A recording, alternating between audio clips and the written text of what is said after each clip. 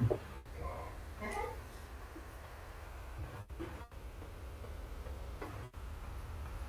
warm and pleasant morning to everyone. Jai Dhanvantari. I, Dr. Krupa Kagda, heartily welcome you all. Today we are here for the another great session of webinar series. So let's continue the journey of Ayurveda-Anweshana. Meaning of Anveshan is continuous desire to search or continuous probing. So we can say research is a formalized curiosity. It is poking and prying with a purpose. So in this journey, our expert lecture would be very helpful. For that, I would like to thank the chairman of the CVM University, Sri Bhikubhai Patel sir, the director of the G.J. Patel Institute, Dr. C.H. Babaria sir, vice principal Dr. Sarita Bhutna ma'am, and organizing committee of G.J. Patel Institute of Ayurvedic Studies and Research for organizing such type of webinar series. Now, I would like to invite Dr. Ramesh Chandran sir, assistant professor of Kayachikitsa department. Please, sir.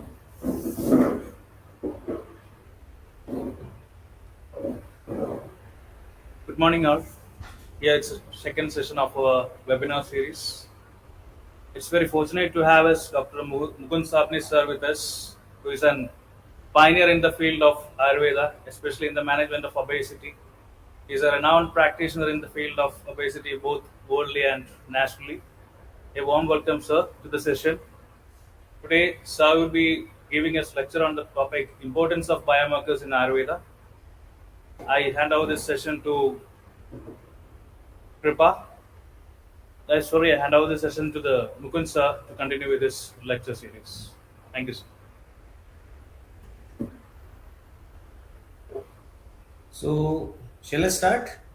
Yes, sir. Yes, sir. Yes, please. Is the screen visible to you? Yes, sir. It is visible. Okay, okay. So, good morning, everybody, and many thanks to the organizing committee of this webinar. Many thanks to the principal of the college, the organizing team, and especially thanks to Dr. Yogesh Devole sir for inviting me for this webinar series. Uh, it's very fortunate that uh, I can share my views regarding the biomarkers in Ayurveda research. It is a very unique topic, but the most important and neglected topic regarding the biomarkers in Ayurveda research. We people in Ayurveda are in actually active research since 75 years of our independence. Since then, many research organizations came up and actual research in Ayurveda started. When we use the word research, no doubt the references of research are there in Charak Samhita Vimansthan. We can find that there are certain quotations which tell about the thesis, which tell about the hypothesis, and which tell about the Tadvidya Sambhasha. So research was there, but the way we are researching now,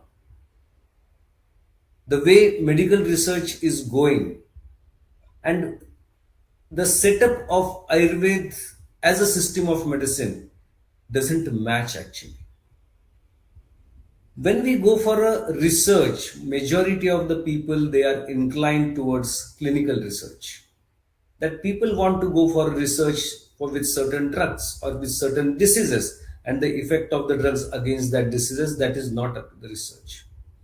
Actually speaking, when we use the word research, there are many types of research. There is a literature research, there is fundamental research, there is applied research, there is a clinical research. So many types of researches are there. And when we talk about research in Ayurveda, it should reflect whatever has been said in Ayurveda. That's very important. That is a missing link between today's research in Ayurveda. That what Ayurveda want to say, what are the basic principles of Ayurveda and whether they are getting addressed with the research, whatever we are doing. These are the very, very important points. and the missing links into today's research. I'll tell you certain examples.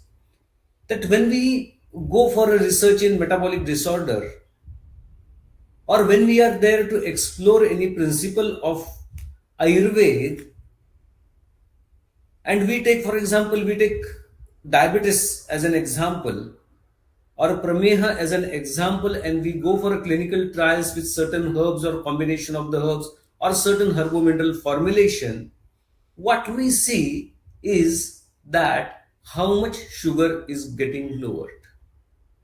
So our biomarker there in the research of prameha, we select the biomarker as a fasting blood sugar, post meal blood sugar, or moreover, we will take glycosylated hemoglobin. Now, if we go to the pathophysiology explained by Charak, pathophysiology explained in Madhav Nidan regarding Madhumeha or regarding Prameha, they haven't told anywhere that you have to reduce fasting blood sugar or post meal blood sugar or you have to reduce HbA1c. It is not there. The overall pathophysiology, the overall causes. Now, for example, Asya Sukham Swapna Sukham Dadhini Gramya Udak Anuparasan Payansi Navanna Panam Gudavai Krudancha Prameha Hetu Kapha Sarva. Now, here there are certain things which are freely advised by modern medicine in diabetics. You can say about the non-vegetarian chicken soups or non-vegetarian soups coming from the animals coming from the marshy lands. You can take an example of curds. You can take an example of newly harvested grains. These are not prohibited, or these are not restricted in diabetic patient in modern medicine. But we strongly recommend not to have such type of food. And at that time, then we have to prove that these medicines are having pro-prameha effects. They are not anti-diabetic, they are diabetic, they can increase the pathophysiology of diabetes. Now, what can the biomarker, if we want to prove that curds is a pro-diabetic, soups of the animals of the marshy land is a pro-diabetic, or newly harvested plants, grains are pro-diabetic? We can't take, because they don't have a glycation, their glycemic index is very low. Still they are probiotic. Here we have to select some different biomarkers. So this is the way how we have to prove it. And for that, we need to see that what do you mean by biomarkers. So when we see the biomarker, we have to see that there is a golden triangle approach, that traditional knowledge, modern knowledge, and modern knowledge means not allopathic medicines. Modern knowledge means maybe biochemistry, maybe molecular biology, maybe biology, maybe physics, maybe chemistry, maybe organic chemistry, and modern technology. So don't consider modern knowledge as allopathic medicines, but all the pure sciences which are coming up, all the pure sciences, they are very close to Ayurveda. So traditional knowledge from Ayurveda, modern knowledge and modern technology, if we club together, definitely we can explore the pathophysiology of Ayurveda basic principle. Just I have given one, the smallest example of diabetes. We can go in more depth for all these things. So when we go for the clinical trials, the experimental robust documentation of the clinical observation of the biodynamic effects of standardized Ayurvedic drugs by meticulous record keeping. That's very important. Then exploratory studies for tolerability drug interactions should be found out, and experimental studies on basic and clinical at several levels of the biological organization to identify and validate the reverse pharmacological correlate. Now, what is this? No doubt, whatever drug we are going to take for a clinical trial, because the biomarkers are moreover with the, actually the biomarkers are related with the fundamental research also. Means if we want, I want to explore, there is a vata prakop, and how much vata prakop. If I want to explore arm, then how much arm? Then what chemical identity I am going to identify that this is the arm. So all this fundamental research, they should be well documented and they should be well targeted and addressed. And secondly, these parameters which we are going to take to prove the results, they should reflect the pathophysiology of Ayurved disorders, means disorders which are mentioned in Ayurveda. So, for example, if I am taking any Jwaragna medicine, it is not essential that that Jwaragna medicine should be antipyretic. This is very important, because if I want to prove Jwaragna medicine today, what anybody will say then whether it is having an antipyretic activity or not. But our Jwaragna medicines are not having any antipyretic activity. Still, they reduce fever. So here the biomarker should be different. Secondly, whatever the biomarker I am taking, that should be reflecting on the mode of actions of the that particular formulation, particular herb or particular herbomineral formulation. This is very important. For example, again we'll take example of prameha or madhumeha or jwara, that certain medicines, maybe for example kalameg is there. Kalameg is jwaragna, gulvel is jwaragna, then Tribhuvan Kirti is Jwaragna, Ananda Bhairav is Jwaragna, Amrutarishta is Jwaragna. All these medicines, they are Jwaragna, but their mode of actions to reduce fever is totally different. Similarly, if I take some disease of gastrointestinal tract, for example, I take Parinam Shul or I take gastric ulcers or I take peptic ulcers, I use Ht Madhu, that is what we can call as that is having Amla Pittagna, Shatavari is Amla Pittagna, Amalki is Amla Pittagna, Prabal is Amla Pittagna, Moktik is Amla Pittagna. So it has an Parinam Shul inhibiting activity, mode of actions are totally different. So my biomarker should be such that that should reflect the how the drug is working. Now what happens, if we go through the certain dissertations of MD students or certain dissertations or theses of PhD students, they don't correlate with the mode of actions of the drug, and that is very big missing link, because the biomarker which has been selected is such that it does not reflect the mode of action, neither it reflects the pathophysiology of Ayurveda of the disease mentioned in Ayurvedic texts. The pathophysiology of diabetes or the pathophysiology of jwara, which has been mentioned in modern medicine or in allopathy, is totally different from the pathophysiology or samprapti, which has been mentioned in Ayurveda regarding prameha or regarding fever. And when I want to prove through Ayurveda system of medicine that these medicines are Jwaragna or these medicines are Shulagna or these medicines are Pramehagna, then I have to consider the pathophysiology of the samprapti of that particular disease. That's very important, and that's why it should be a very robust study with the biological organization to identify and validate the reverse pharmacological, which correlate of the Ayurveda drug safety and efficacy. That's very important. And then when we go for the hierarchy of the evidence, meta-analysis with the original data, confirmed RCT including meta-analysis, randomized control trials, series based on historical control groups and observation studies. So here the observational studies are very important when we are selecting the newer biomarker, because somebody has to start it. It should not be the same that if I'm working on diabetes, I should take fasting and post-meal blood sugar levels and HbA1c. Not necessary, because reducing HbA1c is not going to show the impact on the saptadhatus mentioned, the impact on saptadhatus, the impact on clay degeneration, the impact of clay on every tissues, the impact on lasika, the impact on vasa. HbA1c is not going to show it. So here we have to consider some different biomarker which can tell us about the pathophysiology of diabetes mentioned in Ayurveda.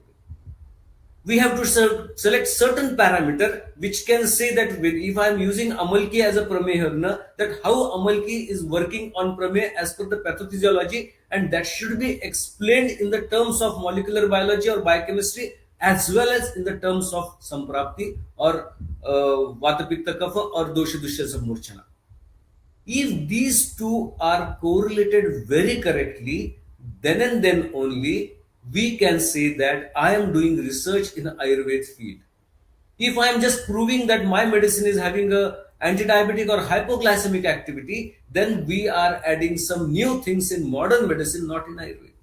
No doubt, We will say that, okay, this is hypoglycemic. But if I'm a pure Ayurveda practitioner, if I'm having an intention of treating the patient by Ayurveda vision, then my vision should not be, okay, reducing blood sugar is no doubt is one of the smallest part, which is one of the biggest part in modern medicine. But when it comes to Ayurveda, it is one of the smallest part. You can see that there are many patients. If you see the meta-analysis, there are many patients who even a small fluctuation into their fasting post-meal blood sugar or HbA1c can show number of complications into their tissues, maybe apathies, maybe nephropathy, maybe neuropathy, maybe retinopathy. There are many patients who, when they have a large deviations into their blood sugar levels, but they don't have any apathies into their body. So only fasting post-meal blood sugar or HbA1c doesn't indicate the status of the tissues or the status of the dhatus. There should be some different test for that, and these different tests are to be identified. So the combinatorial holistic and system approach should be used, that the preparation of the dual or multiple ligands on an almost rational basis is now conceivable, and it can be expected that many of these molecules will yield drugs of superior clinical value compared with mono-targeted formulation. So, in multi-targeted drugs, the end of the one target, one disease philosophy. Modern medicine is one target, one disease philosophy. Ayurveda is a multi-targeted single disease philosophy.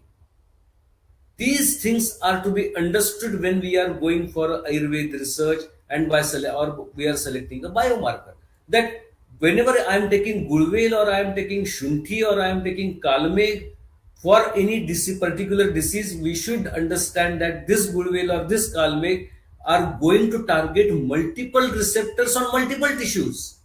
Whereas if I am taking paracetamol or if I am taking metchloropropamide or if I am taking metformin, it is going to target only single receptor in the body. So this change, this completely paradigm of the mode of actions should be expected and should be kept in the mind or should be visualized very correctly when you are selecting a biomarker. So a simple philosophy reductionist versus a holistic approach should be there. A system approach should be there, which means the broadening of the scope. And if we are taking such type of biomarkers, then definitely we will increase the scope of Ayurveda medicines. We will be able to elaborate the exact mode of action which inhibits the dosha dushya samurshana into that particular disease. So what do you mean by system biology here? Because unless and until we know the system biology, we can't take a perfect biomarker. So to understand biology at the system level, we must examine the structure and dynamics of the cellular and organismal function rather than the characteristics of the isolated part of a cell or organism. That's very important. So properties of systems such as robustness emerge as a central issue, and understanding these properties may have an impact on the future of the medicine. So to make it simplify, that system biology seeks to explain biological phenomena not on a gene by gene basis, but through the interaction of all the cellular and biochemical components in a cell or an organism. It's very important that how a single cell is responding to that particular curve or particular formulation is not important, because a single cell pathology is not responsible to create a disease. There are multiple systems, there are multiple cells, different system depends on different system, one cell depend on other cell, one tissue depend on other tissue, one system depends on other system. It is a body as a whole. And what we have done, with a reductionist approach, we have separated cardiovascular, we have separated autonomous nervous system, we have separated nervous system, we have separated alimentary system, we have separated excretory system. But here in Ayurveda, it is not separated. Even Ayurveda also, there are certain quotations. I will show you that quotation. It is coming from Vimanasthan, and they say that Tesham prakopat sthanasthashchaiva margakascha sharira dhatavah prakopa apadyante itaresam prakopad itarani च स्त्रोतांसी स्त्रोतांसेव धातवश्च धातुनेव प्रदुष्यन्ति प्रदुष्टः तेषां सर्वेषाम् एव वाक्तपित्तश्लेष्मणः प्रदुष्टा दूषयितरो भवन्ति दोष स्वभावात् इति. This is very, very important, that one strotas is related with another, one dhatu is related with another. If one dhatu is disturbed, another dhatu gets disturbed. And all these, they disturb the vata, pitta, and kapha, and they all together they vitiate other all the system of the body. So when we are treating with a reductionist approach, that we are targeting only one cell, how can we treat such a big pathologies? It's not possible. So this Ayurveda vision, what we call as a system approach, actually system approach is a Ayurveda approach. It is not a modern medicine approach. It's unfortunate that we people since last 70 years, we have not explored this system approach. That system approach is an Ayurveda approach. Now people, modern medicine people, they are coming for a system approach. They are now moving from a single targeted molecule from the multiple targeted drugs. But this is originally a Ayurveda concept, to have a system approach, and the reference is before you. So iteration चेत्यादिनोक्तमतः स्रोतांसि चेत्यादीनां विवृणोति स्रोतांसि धातवश्च दुष्टः प्रत्यासन्नानि स्रोतांसि धातवन्तराणि च स्वदोष संक्रांत्या दूषयन्तीत्यर्थः. So if one system is vitiated, the other systems also gets vitiated. If one dosha dhatu is vitiated, the another dhatu is vitiated. न धात्वांतरनाम तेन धातूनाम दुष्टि धातु दुष्टि धातुगत दोषकृत एव ज्ञेयः. So these are the pathophysiology in majority of the disease, and this is what is the system approach which should be targeted with Ayurveda drugs, and a biomarker should be designed which can reflect this pathophysiology. That is very important. So how to do it? How to identify a biomarker? So when we do it, that is, the drug development process is there. So we should understand how the drug is developed and how the results are evaluated. So when we go to the drug development process, that is a compound applied. For example, I am taking a certain compound, and that I'm subjecting that compound to an animal. Something happens in the body. For example, I have fed Tribhuvankirti or Arogyavardhini to a mice. Something happens due to Arogyavardhini or Tribhuvankirti, and there are results generated. So the compounds are applied. There are biomolecular interactions into the body. We understand this biomolecular interaction in the form of rasa, virya, vipak, and prabhav. So these are actually, we have thought about it. Ayurveda thinks about the biomolecular interaction, but this biomolecular interaction is thought in a very different manner by Ayurvedic people, and it has been thought in a very different manner by secondary, tertiary metabolites in modern medicine. So there is a biomolecular interact, and results are generated out of Tribhuvankirti or Arogyavardhini. So which interactions are therapeutic, whether they are toxic or whether they are diagnostic? Actually, this is the missing point in Ayurveda. That I'm giving Arogyavardhini, I'm giving Tribhuvankirti, and I keep in my mind they don't have any toxic effects. They don't have any interactions. But it is not like that. We don't know how Tribhuvankirti may interact with paracetamol. We don't know that how Arogyavardhini may interact with statins. We don't know. But there are interactions, and we should be open. Our vision should be very clear that with what medicine it has been administered to the patients in the OPDs. So which interactions are therapeutic, toxic, or diagnostic, and how we are getting the results, that should be seen. And when the compound is applied, when Arogyavardhini or Tribhuvankirti is given, a specific mechanism is generated in the body. Though we know it or we don't know it, it is compulsory that when somebody is consuming Arogyavardhini or Tribhuvankirti, some specific mechanism of action is there into the body which is not identified yet. We have to work on it. And how to work on it? By selecting a proper biomarker. Our parameter, what we are going to take, that should tell us about the specific mode of action. I will tell one example to you. That in Parinam Shur or in Amla Pitta, again I'll take the same example, that if we are giving Shatavari, if you are giving Amalki, if you are giving Yashtimadhu. Now here Yashtimadhu is having a prostaglandin secretion activity into the mucosal cell of the stomach. And by secretion, by secreting prostaglandin, there is a surge of mucosal layer. Mucosal regeneration is very fast, and that's how amla pitta is under control. This is the mode of action. That is the mechanism of action. In amalki, when somebody is consuming amalki, the gastric emptying time is increased, and that's how amla pitta gets reduced. When we are giving Shatavari is the inulin which changes the gastric flora, and that's how amla pitta is reduced. So the mechanism of action is different. When we know the mechanism of action by taking the biomarker, then we can tell yes, here Shatavari is indicated, here Amalki is indicated, here Yashtimoti is indicated. And the whatever the mechanism of actions are generated, as per that we should visualize the result, and as per that we can say that yes, the dosha dushya samurchana or the samprapti vighatan has been done by this way, by this particular drug, and these are the results.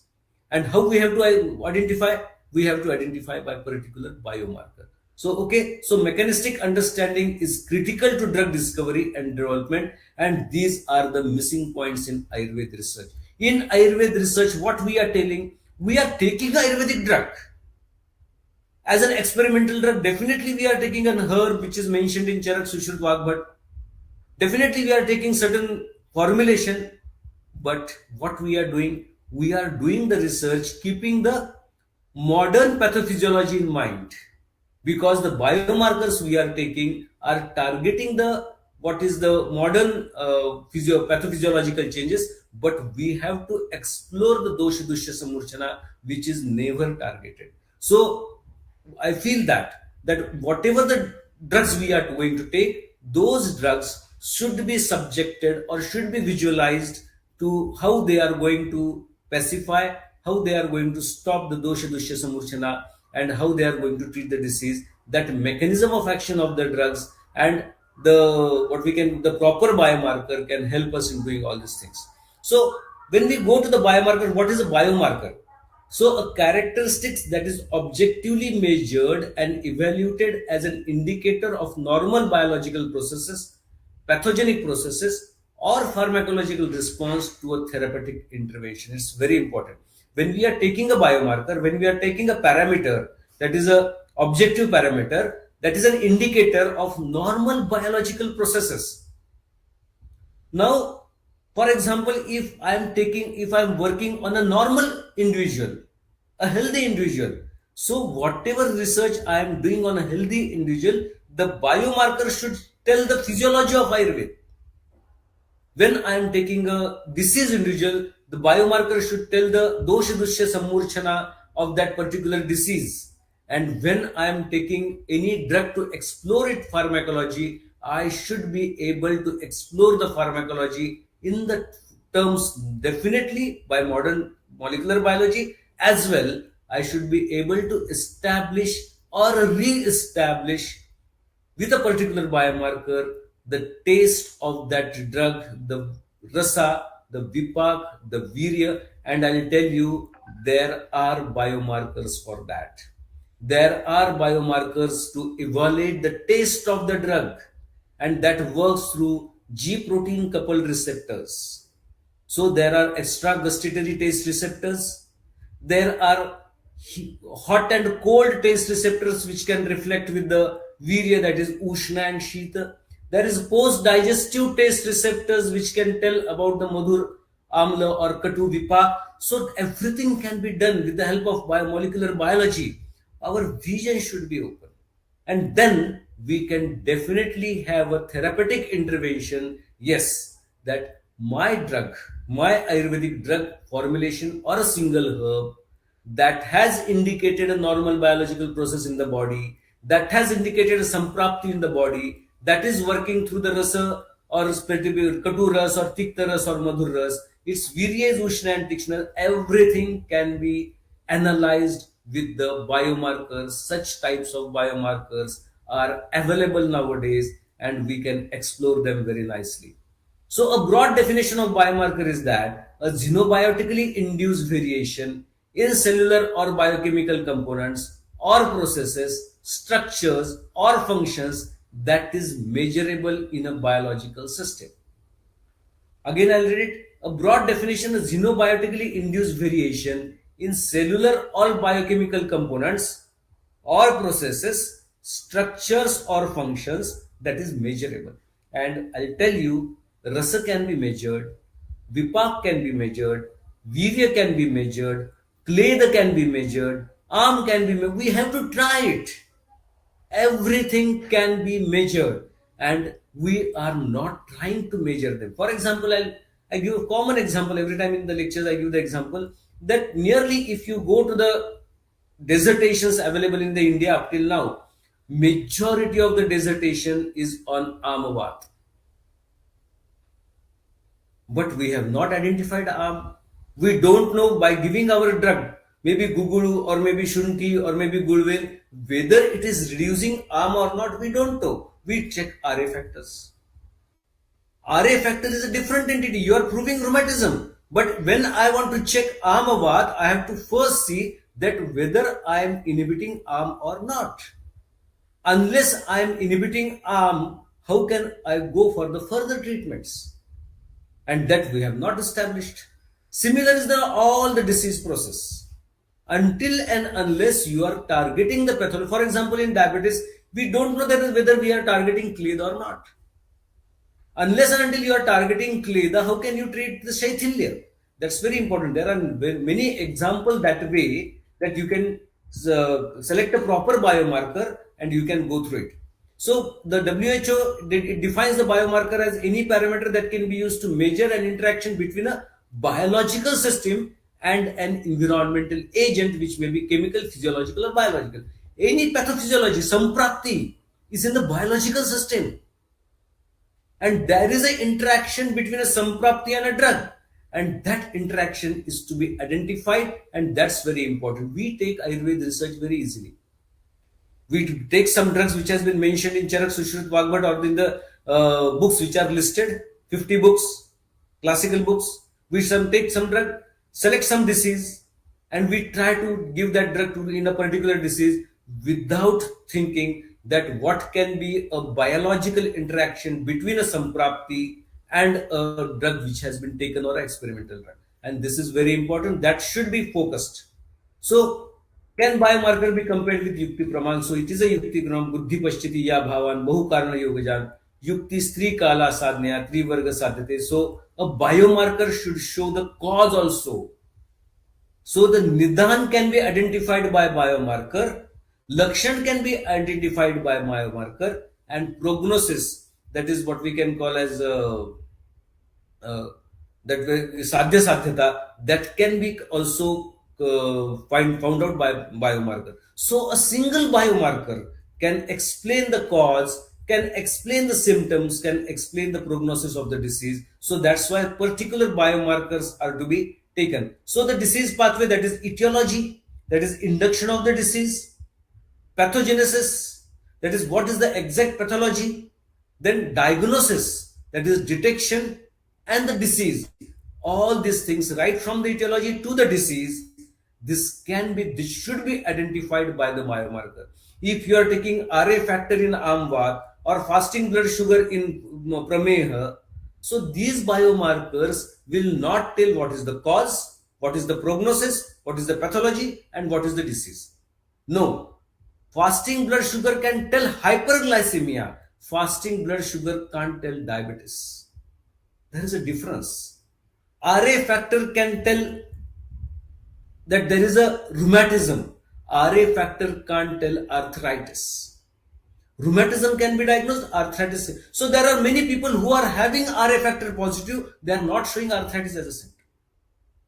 So these things should be identified very correctly by a particular biomarker. So again, risk factors, screening and diagnosis and prognosis, that should be done by a biomarker. So what are the advantages of all these things?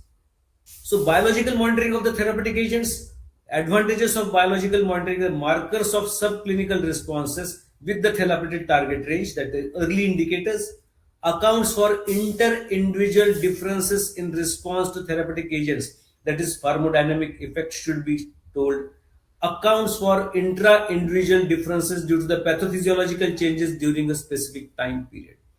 This is a very, very important slide.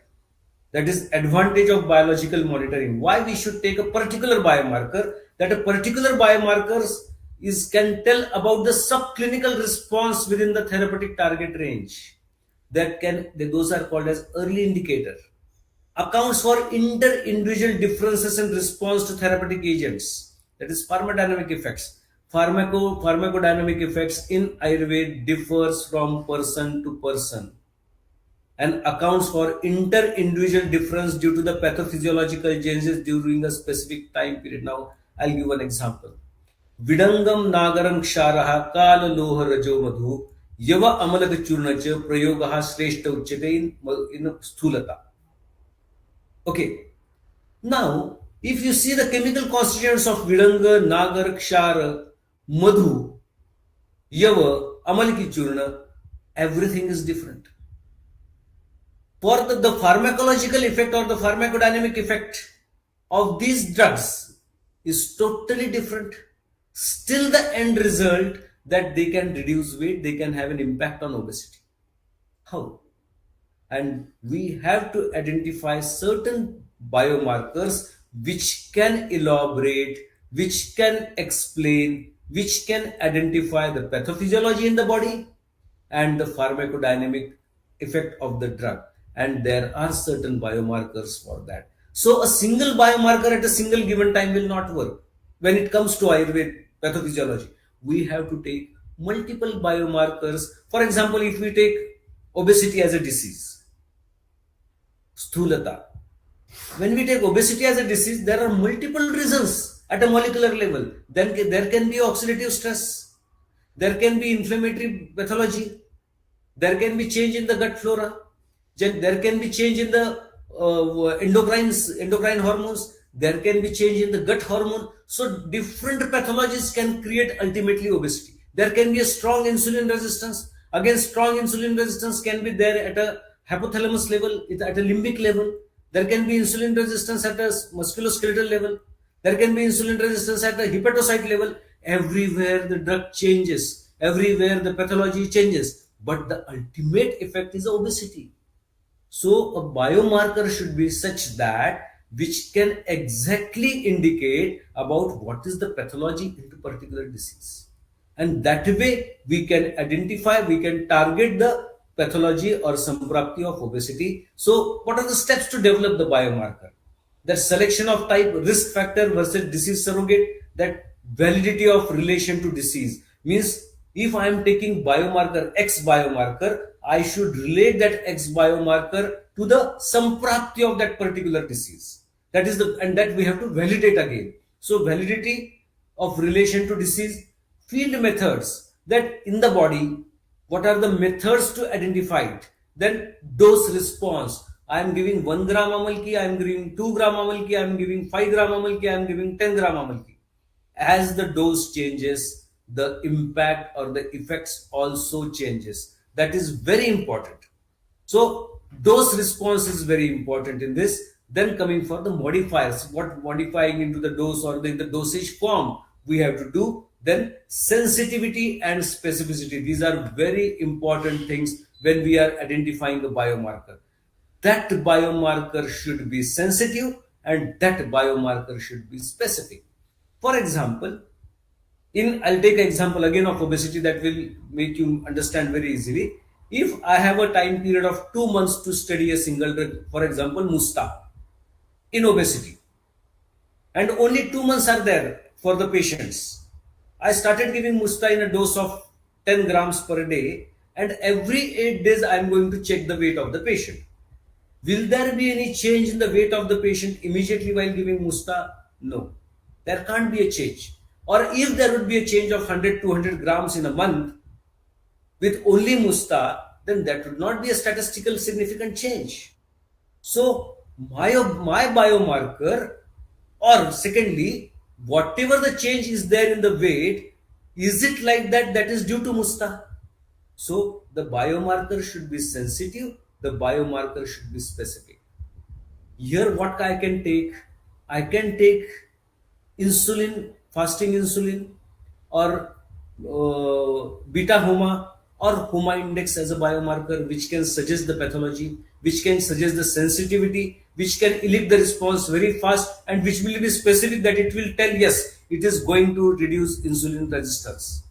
Or I can take a single biomarker like adiponectin, which is a hormone, which is a protein hormone secreted by adipose tissues, which can tell about insulin resistance at a adipose tissue level, which can tell about inflammation at a adipose tissue level, and which can tell about the coagulity of the blood in obesity or in metabolic disorders, and that can reflect within 8 days due to musta. That is specific, that it is also specific, it is also sensitive. So whatever biomarker I am taking, what is the time period given to me for the studies, depending on that biomarker should be selected.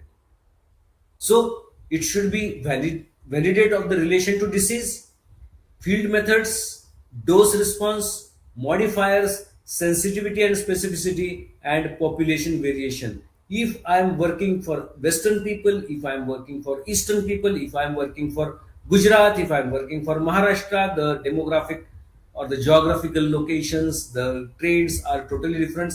It should be unique, that it should work same with all the things. So all these things are to be considered when we are developing a biomarker.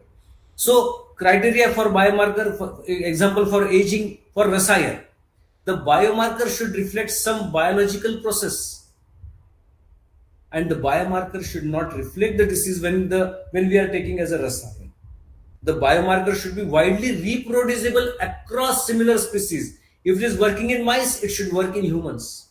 If it is working in humans, it should work in dogs. So it should be widely reproduced with the similar species. The biomarker should not cause harm to the individual being processed. So these are the important things. So I'll directly go to the certain very important slides.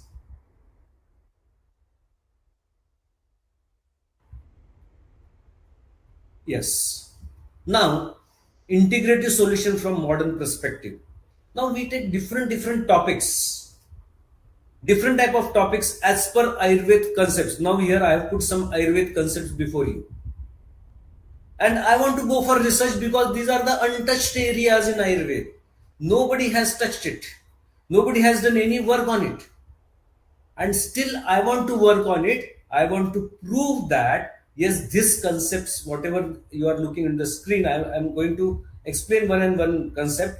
So those, a proper biomarker is to be identified, a proper biomarker should be selected for this. For example, Krimi vatatapaham shushkam jirnam anartavam shakam nisneha siddhancha varjam yaccha paristritam. Now this is a very simple concept from Charak Annapana Vidya Adhyay, that they say that shaka nisneha siddhamcha, the shaka which are not, so there is no sauteing of this shaka, or we are not adding some oils to it, what we call as tadka. Until we are giving tadka, we should not use raw vegetables anyway in the normal healthy individuals. Forget about the disease. Now I want to prove it.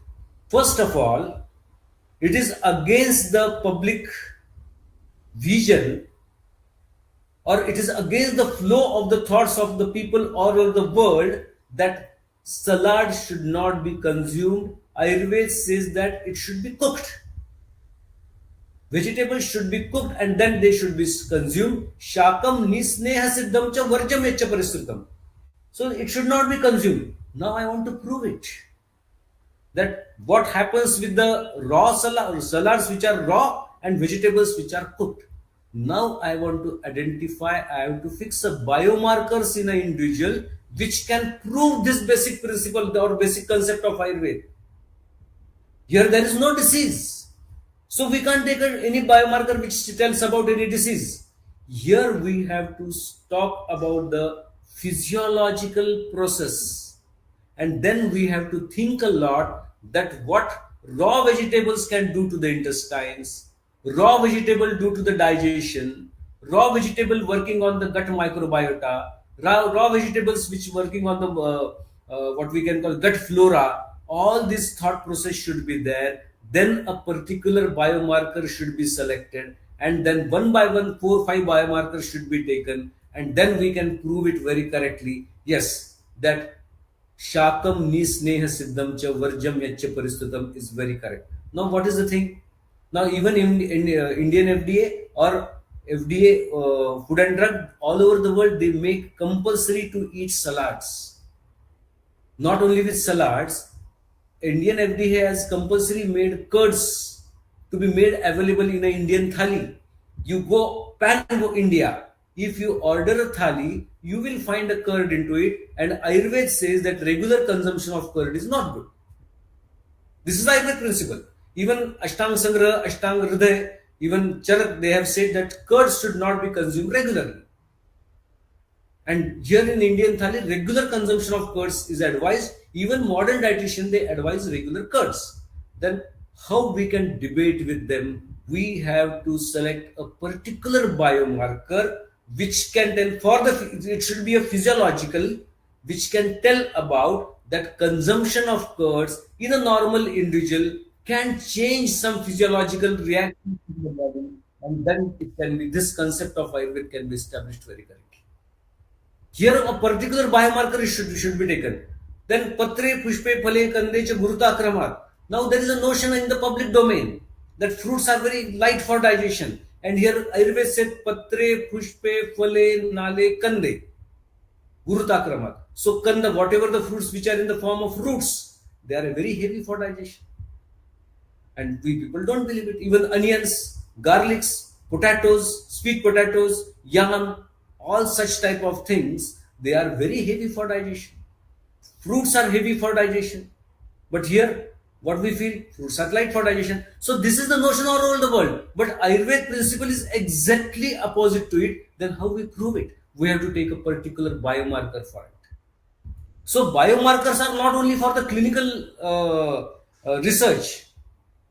They are also for the physical research to establish Ayurveda principles very correctly. Now, Tailam Takram Chapaniyam Kashayam Vyanjanadikam Shrutam Shitam Punastaptam Tat Sarvam Vishavat Bhavet. Very important concept. You go pan world and see the kitchens all over the world that people, they reheat oil for frying. Maybe they fry chicken, or they may fry pakoda or bhajia. They repeatedly use the same oil, or they reheat the food in the ovens. They take the frozen food, put it in the ovens, and then they give it to the clients. And what Ayurveda says, Tailam, Ghrutam cha Paniyam, Kashayam, Vyanjanadikam, all other type of food. Shitam Shitam, Punastaptam, Tat Sarvam, Vishavat Bhavet. This is the Ayurveda concepts. There is no research on it. And there are no, here we have to develop certain, we have developed it. We are working on those parameters. And those parameters are very unique parameters which can tell, yes, this principle of Ayurveda, this concept of Ayurveda is 100% true. If we will be able to publish that in a peer-reviewed journals, in a high-rated journals, then this concept now is getting very, very popular, that reheating of food can create more oxidation into the food that can damage the cells, that can damage the outer layer of the still bilipid layer, that can create more electron transport chain in the body. So these are the biomarkers which we have to select. Now here I have given two studies. First, subjects will require a rebalancing of energy intake and expenditure to reduce the physiological accumulation of abdominal fat, and the second subject will require a rebalancing of dietary calories to achieve an increased intake of fruit, vegetable, whole grain and free nuts. Now what does this prove?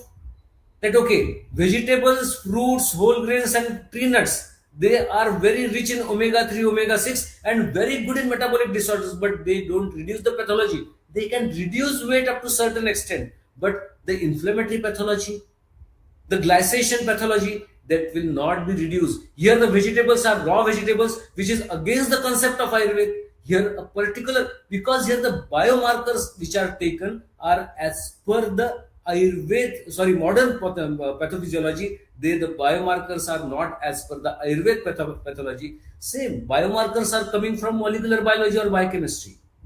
They are not allopathic or Ayurvedic. They show the biological process in the body. So biological process in the body is same for Ayurveda and modern medicine.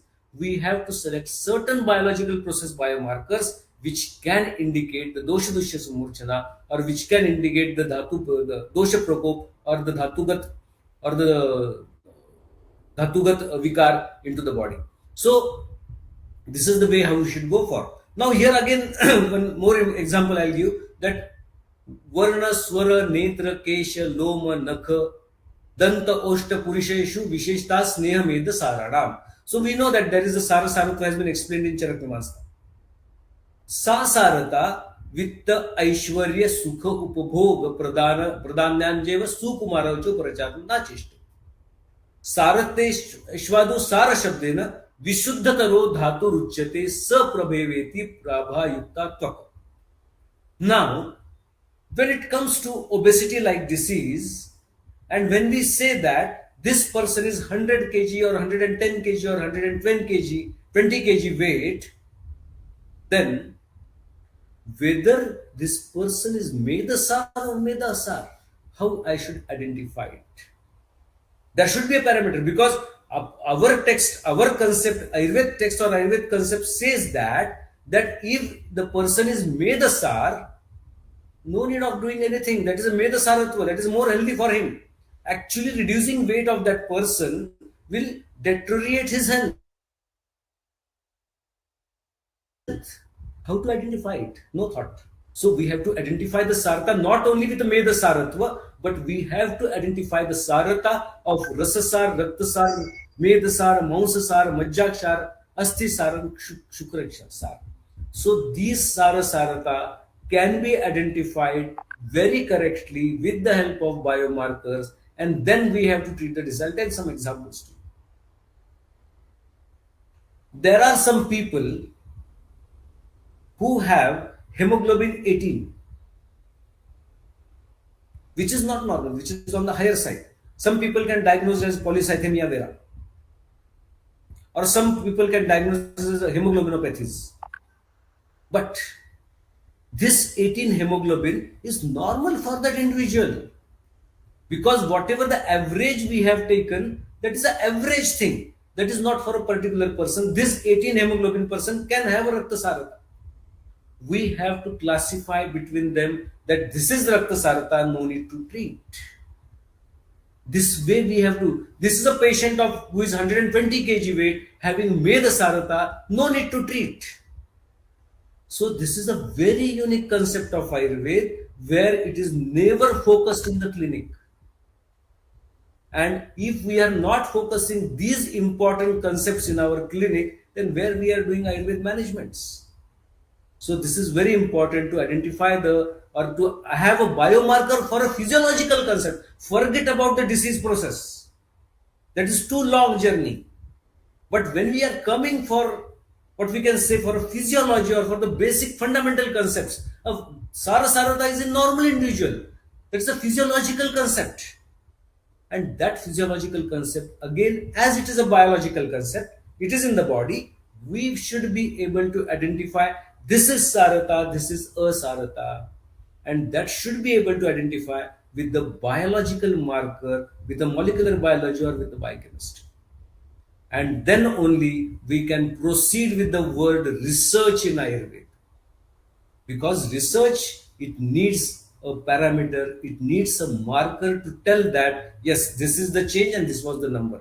No doubt, we can take subjective parameters, but subjective parameters have their own limitations. We can't take every subjective parameters can't be proven. We have to take and we have to have and we have to take some objective parameters also. And these subjective parameters, they can't be biomarkers.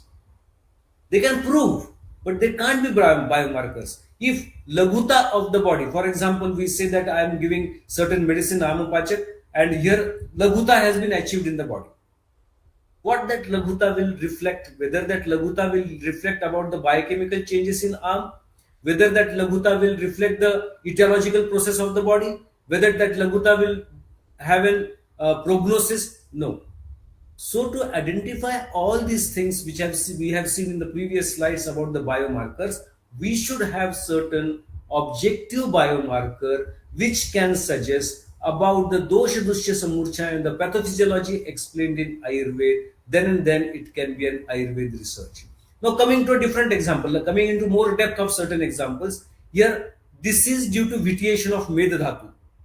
Medaha sanshrayastu prachakshamehe निंदितानि प्रमेहाणां पुररूपाणि यानि च त्रयस्तु खलु दोषाः प्रकुपिताः प्रमेहान् अभिनिवर्तन्ते इमानि पूर्वरूपाणि दर्शयन्ति तद्यथा जटिलीभावान् केशेषु माधुर्यमास्य करपादयोः सप्त सुप्ततादाहो मुखतालु कंठशोषम. So all these symptoms, these are the nidan, these are the prameha, these are the symptoms which are purarup, which has been explained by Charak. Now we have to see, we have to identify certain biomarkers which can reflect all these things in a single chemical reaction. In a single chemical biomarker, it should reflect all these purarups perfectly, and going beyond that, that prameha utpattu dushyaha बहुबद्धत्वं मेदो मांस शरीरज क्लेदः शुक्र शोणितम वसा मज्जा लसिका रसौजश्च संख्याता इति दुष्य विशेषः. Now, if I am taking fasting blood sugar or glycosylated hemoglobin level as a biomarker or prameha, whether they are going to reflect on the sharira kleda, because this single kleda, when it becomes pathological, this single kleda, it is creating laxity into meda, maunsa, shukra, shonita, vasa, majja in all these tissues. And we are not having any objective parameter which can tell about the status and the proportion of the kleda which is getting which is getting what we can tell that which is getting impacted on the body tissues, and which can tell the level of that kleda into that particular tissue. We don't have any parameters. So when we are not targeting kleda, where we are treating madhumeha, unless and until, because these are the main dushyas, kleda is main dushya, kleda is main dushya into kushta also, but our parameters are different.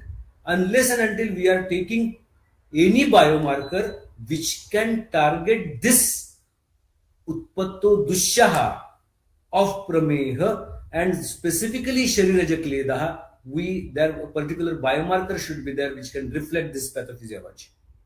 Then kapha prakopani diva swapna vyayamam alasya madhura amla lamana shita snigdha guru pichila abhishandi. So whatever drugs, if for example I am consuming more abhishandi ahar, so this particular person or this group of people, they have consumed more abhishandi ahar, and due to the abhishandi ahar there is a shariraja kleda has been generated which is creating a pathology into all the dushyas. That I have to prove this biological process should be identified by a single biomarker. Sugar levels, glycosylated hemoglobins, that will not reflect this pathophysiology. And that's why if we are taking fasting blood sugar or HbA1c as a biomarker, it will not reflect the Ayurvedic pathophysiology, it will not reflect the mode of action of the drug which I am taking in the clinical side. And that's why that will not be an Ayurvedic research, unless and until the biomarker I am taking that reflects the Ayurvedic research, that research will not be an Ayurvedic research. So such type of parameters are to be taken. So again, going into more depth, sharira kleda masabhyam sansargam gacchati kleda mausayo rita pramanabhit vruddhatvat sharira kledam punardushayan mutratvena parinamayati. Either you identify the kleda in the urine, that is also done. But what we do, we count urine sugar. So urine is not, sugar is not a kleda over here. Or if we want to say that excess sugar is kleda in my study, we have to validate, as per the slide I have told you, we have to validate that yes, the excess sugar which is generating is equivalent to clay. But what is the definition of clay as per Shishurdan Dalhan? Abhish kledayati ardri karoti. Does sugar does ardri karoti? No. So my hypothesis of that sugar is equal to clay is wrong. Abhishandi dosh dhatu mula strotasa atishay kleda prapti jaranam kledayati ardri karoti. So neither abhishandi padartha are, they can create more liquidity into the tissues, and this excess liquidity is called as kledeti ardri karoti. So this ardrata, excess ardrata is kled, and sugar doesn't create excess ardrata. On the contrary, excess sugar, if we compare it, if we want to compare, it is creating more dryness. Mukhatalu kantrashosham pipasam. So it is not, so sugar is not here the clay. So some different factor may be working. Some we have to identify that factor as per the pathophysiology explained in Charak for the Prameha, and then we can identify, yes, this is the biomarker, and this biomarker is giving the information about the status of dushas, the level of the dushas they had been deteriorated, and the status of the dushas and the clay which is getting created in the body, and the drug I am giving that is reducing that clay. So single biomarker can tell the etiology, the pathology, the pathophysiology, and the mode of actions of the drug, and such type of biomarkers are to be taken. So clay, the in vitiated state, disturbs the microenvironment of the tissue or the dhatus. Clay formation can be more observed in kaphaja prameha, stula pramehi due to excessive vitiation of kapha and meda. Clay formation can be compared with plasma hypertonicity as a response to hyperglycemia. So we have to identify what do we mean by plasma hyperosmotic plasma.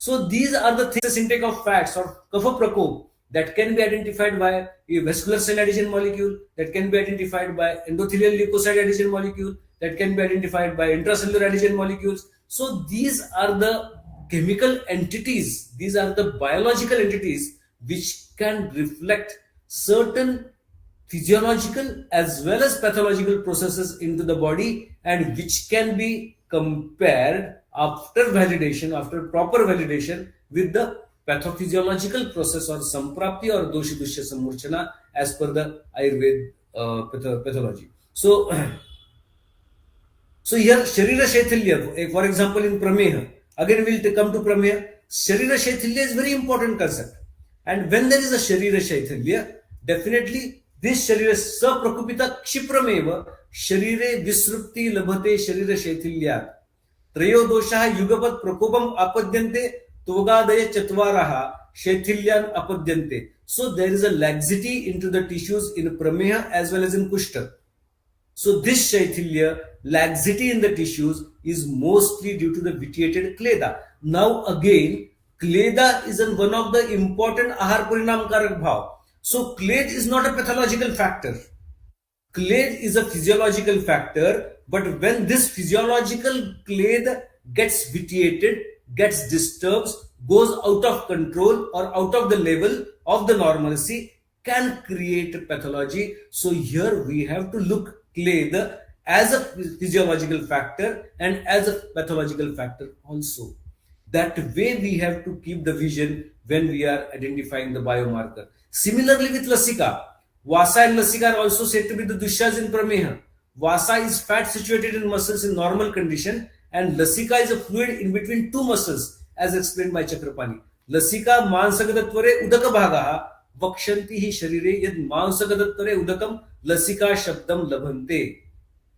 Mansagatantre udakam. We have never focused on this, and that is the reason that is very close to Keda. That is, it is a yat maunsa twag antare udakam tad lasika shabdam labhate. Lasika mausagatantre udaka bhaga. So this kleda can vitiate lasika very fast. This lasika can vitiate, can bring laxity or shaithilya in muscles very fast, where glut receptors, means glucose transporter receptors, can be damaged very fast, and here the biomarker can be glut receptors, not HbA1c. Or so if we want to reduce the shaithilya, which has been mentioned here, saprakupita kshiprameva sharire visrupti labhate sharira shaithilya, that is the laxity into the skeletal muscles, then we have to think about lasika. When we want to explain it in prameha, we have to think about the glut receptors, that is glucose transporter 4, that is the number of receptor which is present in the skeletal muscles that create insulin resistance. So such type of pathology should be identified. Then the most important thing is that we have to validate, yes, whatever the pathophysiology has been explained in the samprapti that matches with the biomarker very correctly, that should be validated, and that can be explored as a biomarker. This becomes an importance of biomarker. So similarly, biomarkers for mitochondrial dysfunction, that is vitiated clade, that is Hetu can be Abhishanda can be vitiated clade, and that can lead to mitochondrial dysfunction, that can lead to insulin resistance, that can lead to increase in adhesion molecules, that can be lead to multiple pathologies as per the dhatu status. So here, when we are talking in Prameha, and differently when it comes to clinical practices or with the physiological practices, Agni-like concepts, Tridosh-like concepts are to be validated very correctly, and then only we can work on it. So I think I will stop here because the topic is very long topic. So this is the most important concept about biomarkers and to how to identify biomarker as per the pathophysiology of Ayurveda, as per the Samprapti explored. Then we are putting something or we are increasing the scope of Ayurveda. If we are not following such principles, or in the coming 20, 30, 50 years, if we are not, we will not be able to collect a particular biomarker as per the pathophysiology explained in Ayurveda, that will not be an Ayurveda research. That will be a completely a different, or that can be a hybrid research of Ayurveda and modern medicine, which we don't expect. So thank you for your silent listening. Thank you very much.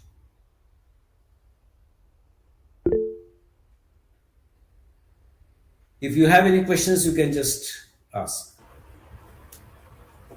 Thank you so much, sir. This was such an informative session. We have one question. What is Yes. the biomarkers for oligospermia? When we talk about any system, so first of all, a particular disease, oligospermia is not a disease. Oligospermia is a reflection or the expression of certain pathology behind that. For example, if there is a person who is 60 years old and his sperm counts are less, oligospermia is due to aging. If there is certain obstruction into the vas, there can be obstructive pathology, the biomarker can be different. So oligospermia we have to decide about the disease. If you have seen the previous slide, it should decide the pathology. So biomarker will decide, it will reflect the pathology, not the disease.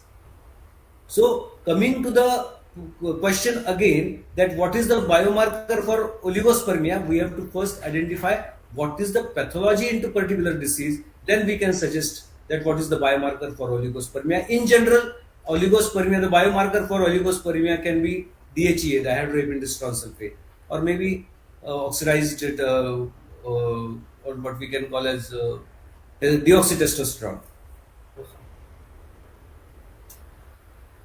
Okay, thank you, sir.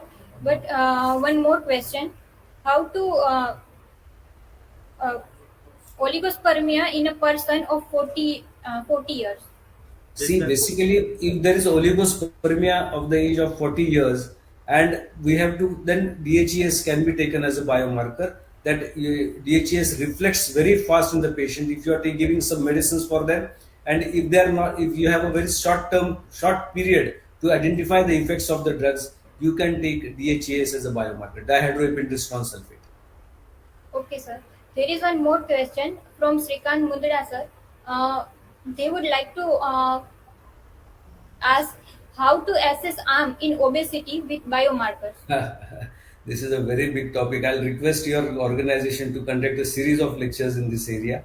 That what is the, but I'll tell you that not only with obesity or metabolic disorders, when we go to arm, when we think about arm has been classified in two ways, that is a Nija arm and Agantuja arm. Okay. So when we talk about arm is a certain undigested metabolic substance which gets deposited at a cell level. What gets deposited at a cell level? This is one pathology which can suggest arm.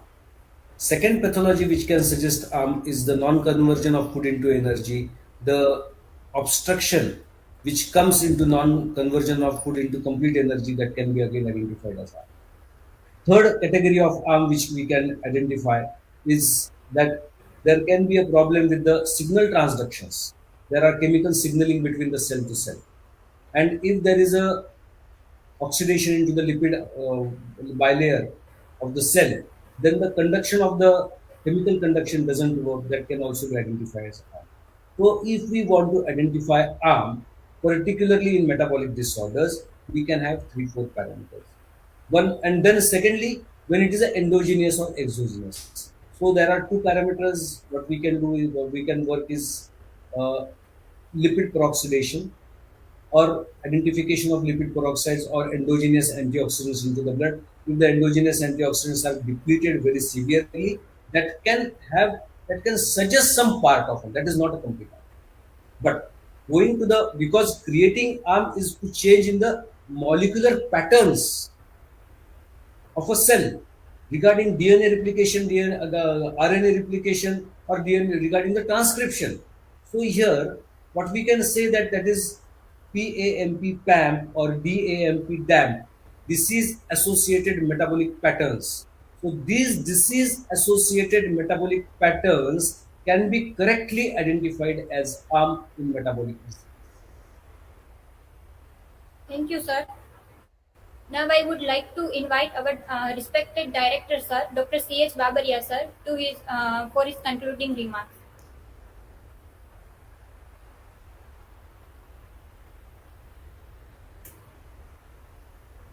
Namaste. Please unmute yourself, sir. Unmute please. नमस्कार sir. Namaste, namaste, sir. नमस्ते। आपको देख के खुशी हुई, बहुत साल पहले आपको देखा था। Yes, yes, yes. दोबारा आज देखने का मौका मिला और आपने जिस तरह से ये हमारे जो स्कॉलर्स है उनकी जो भी थोड़ी बहुत क्वेरी थी, आई थिंक सो कि उनके मन में ये सब कुछ क्लियर हो गया होगा कि आगे हमें रिसर्च किस तरह से करना है। तो अभी जो लाभार्थी थे वो PhD scholars as well as हमारे पीजी के स्टूडेंट भी थे और हमारे बहुत सारी फैकल्टी आपको सुन रही थी। तो एक नई दिशा निर्देश आपने दिया है। मैं बहुत ही आभारी हूँ और आपका भविष्य में भी मुझे लाभ मिलता रहेगा। Yes. Thank you very much sir. Thank you, sir. Thank you, sir. Thank you, Dr. Mundra, sir. Mukund, sir, sorry. Thank you all the faculties and thank you all my colleagues and all who actively participated in this. We'll meet on next Saturday for the next session. Thank you. Thank you. Thank you very much. Thank you, sir.